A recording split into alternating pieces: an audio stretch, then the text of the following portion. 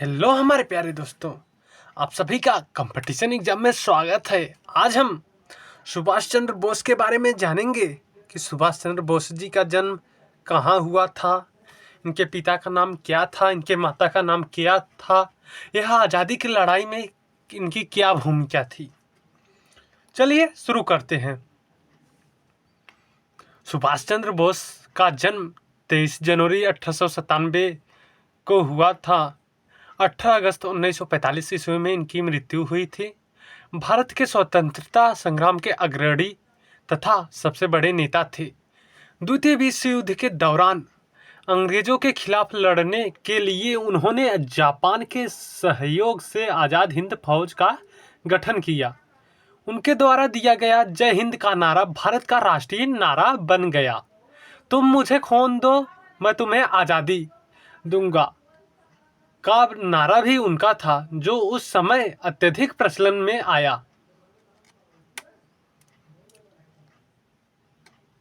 भारतवासी उन्हें नेताजी के नाम से संबोधित करते हैं। कुछ इतिहासकारों का मानना है कि जब नेताजी ने जापान और जर्मनी से सहायता लेने का प्रयास किया था तो ब्रिटिश सरकार ने अपने गुप्तचरों को 1941 में उन्हें खत्म करने का आदेश दिया था।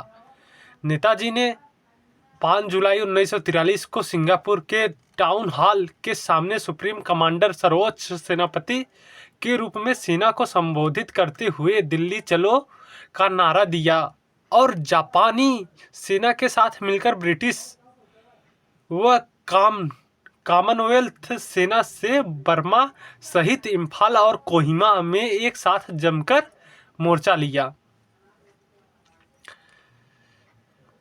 आज़ाद हिंद फौज के दूसरे नेता कार्यकाल 4 जुलाई 1943 18 अगस्त 1945।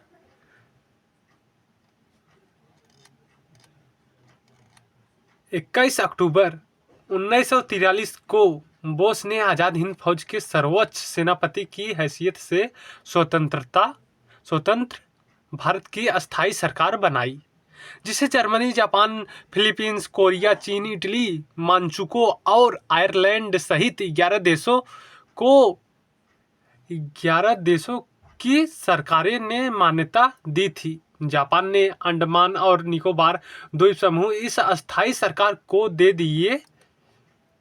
सुभाष उन द्वीपों में गए और उनका नया नामकरण किया। 1944 को आज़ाद हिंद फौज ने अंग्रेजों पर दोबारा आक्रमण किया और कुछ भारतीय प्रदेशों को अंग्रेज से मुक्त भी करा लिया।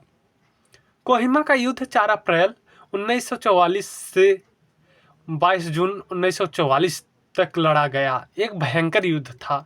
इस युद्ध में जापानी सेना को पीछे हटना पड़ा था और यही एक महत्वपूर्ण मोड़ सिद्ध हुआ। 6 जुलाई 1944 को उन्होंने रंगून रेडियो स्टेशन से महात्मा के नाम एक प्रसारण जारी किया, जिसमें उन्होंने इस निर्णायक युद्ध में विजय के लिए उनका आशीर्वाद और शुभकामनाएं मांगी।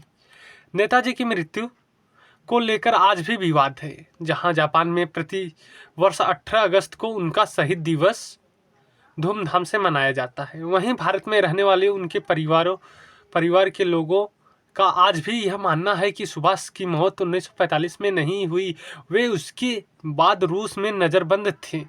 यदि ऐसा नहीं है तो भारत सरकार ने उनकी मृत्यु से संबंधित दस्तावेज अब तक सार्वजनिक नहीं किए, क्योंकि नेताजी की मृत्यु नहीं हुई थी।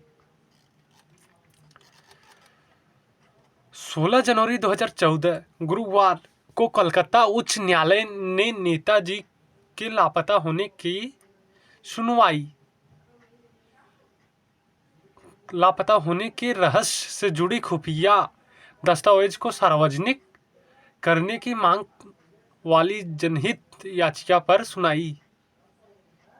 सुनवाई के लिए विशेष पीठ के गठन का आदेश दिया। आज हिंद सरकार